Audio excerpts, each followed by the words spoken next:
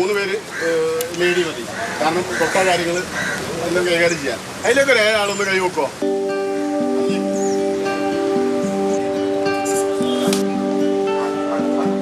Kozhikode medical കോളേജിലെ casualty പ്രവർത്തനം നിലച്ചതോടെ രോഗികൾക്കായി പഴയ കാഷ്വാലിറ്റി പ്രവർത്തന സജ്ജമാക്കാനായിരുന്നു നിർദ്ദേശം. അധികം വൈകാതെ പഴയ കാഷ്വാലിറ്റിയിൽ പ്രവർത്തനം ആരംഭിക്കുകയും ചെയ്തു.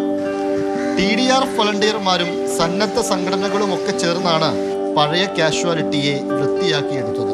ഒരുപാട് കാലമായി പ്രവർത്തനമില്ലാതിരുന്നതുകൊണ്ട് അകവും പുറവുമെല്ലാം വൃത്തികേടായിരുന്നു. കോമ്പൗണ്ടിലെ മരച്ചില്ലകളെല്ലാം വെട്ടിമാറ്റി അപകട സാധ്യതകളും പരിഹരിച്ചു. കാഷ്വാലിറ്റി ഇപ്പോൾ മാറ്റിയ സമയത്ത് ഇവിടെയുള്ള ഒരു ശുചീകരണം, അതോടൊപ്പം കുറേ മെഷീനറികളൊക്കെ ഉള്ളിലേക്ക് ഞങ്ങൾ കൊണ്ടുപോയി വെച്ചു. തുടർന്ന് ഈ ബിൽഡിങ്ങിൻ്റെ മുകളിലൊക്കെ വളർന്നിട്ടുള്ള ആൽമരങ്ങൾ, ഈ പ്രദേശത്തുള്ള വളർന്ന ആൽമരങ്ങൾ, മഴക്കാലത്തിന് മുന്നോടിയായിട്ടുള്ള ഒരു ശുചീകരണവും കൂടിയാണ് ഇപ്പോൾ ഇവിടെ നടക്കുന്നത്. നിങ്ങളോട് ആവശ്യപ്പെട്ട എല്ലാ കാര്യങ്ങളും വളരെ കൃത്യതയോടുകൂടി ചെയ്തു കൊടുക്കുക എന്നുള്ളതാണ്. ഇപ്പോൾ നിലവിൽ സാധനങ്ങൾ ഇറക്കി കൊടുക്കുന്നതടക്കമുള്ള ഒരുപാട് കാര്യങ്ങളിൽ നമ്മൾ സജീവമായി തന്നെ പ്രവർത്തിക്കുന്നുണ്ട്.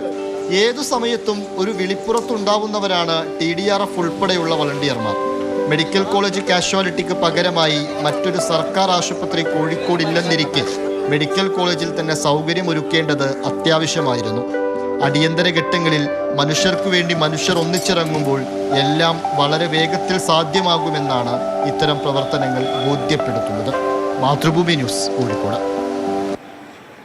ഇംതിയാസ് കരീം നമുക്കൊപ്പം ചേരുന്നുണ്ട്. ഇംതിയാസ്, മനുഷ്യർക്ക് വേണ്ടി മനുഷ്യർ ഒരുമിച്ചിറങ്ങുന്ന ഒരു കാഴ്ച നമ്മുടെ നാട് മുൻപും സാക്ഷ്യം വഹിച്ചിട്ടുള്ളതാണ്. ഇങ്ങനെ ഓരോ സമയങ്ങളിലും ഇങ്ങനെ TDRF പോലെയുള്ള സന്നദ്ധ സംഘടനകൾ പ്രവർത്തിക്കുന്നത് കാണുമ്പോൾ നമ്മൾ ആരും ഒറ്റയ്ക്കല്ല, അല്ലെങ്കിൽ നന്മ മരിച്ചിട്ടില്ല എന്നൊരു സന്ദേശമാണ് നമുക്ക് ലഭിക്കുന്നത്, അല്ലേ?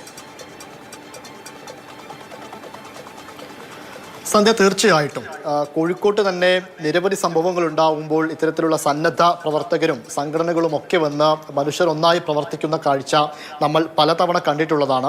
ഈ മെഡിക്കൽ കോളേജിൽ ഇങ്ങനെയൊരു പുക അതൊരു വലിയ പ്രശ്നമായി മാറുമ്പോൾ വരുന്ന രോഗികൾക്ക് മറ്റൊരു ബദൽ സംവിധാനം ഒരുക്കുക എന്നുള്ളതായിരുന്നു ഏറ്റവും പ്രധാനപ്പെട്ട ആവശ്യം. അങ്ങനെ അത് പഴയ കാഷ്വാലിറ്റി അതിനുവേണ്ടി തയ്യാറാക്കിയെടുക്കുക എന്നുള്ളൊരു ആവശ്യം മുന്നോട്ട് വന്നപ്പോൾ ഈ ഉടനടി തന്നെ ഈ TDRF പോലെയുള്ള വളണ്ടിയർമാരെല്ലാം അങ്ങോട്ടേക്ക് എത്തി അതിനുവേണ്ടിയുള്ള എല്ലാ പ്രവർത്തനങ്ങളും ചെയ്യുകയായിരുന്നു. TDRF മാത്രമല്ല, ഈ കോഴിക്കോട് മെഡിക്കൽ കോളേജിൽ TDRFനെ പോലെ തന്നെ ഈ SKSFന്റെ ഒക്കെ വിഖായ, അതുപോലെ തന്നെ സഹചാരി പോലെയുള്ള നിരവധി സന്നദ്ധ സംഘടനകൾ ഇത്തരത്തിൽ മെഡിക്കൽ കോളേജിനെ ചുറ്റിപ്പറ്റിയും നിരവധി പ്രവർത്തനങ്ങളുമായിട്ട് എപ്പോഴും ഉണ്ടാകാറുണ്ട്.